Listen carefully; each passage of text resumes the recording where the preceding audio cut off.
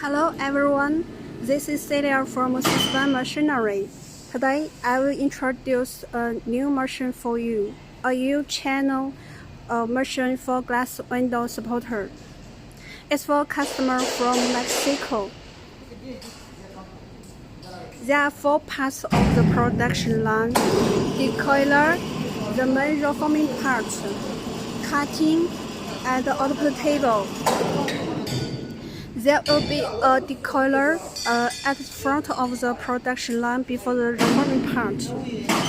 The steel goes from the decoiler runs into the reforming part through the feeding device. There are 15 stations in the reforming part. After the reforming, the cutter will cut the product and then goes to the output table. The speed of the production line is 10 meters per minute now. It can reach 30 meters per minute with the several following cutter. We had made one side before for our domestic customer.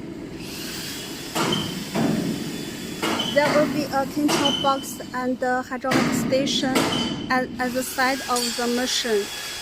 You can operate the machine by the control box. When we finish the testing and before shipping, we will add mesh safe cover at both sides of the machine to protect the safety of the workers. If you are interested in, please contact us. That's all. Thank you.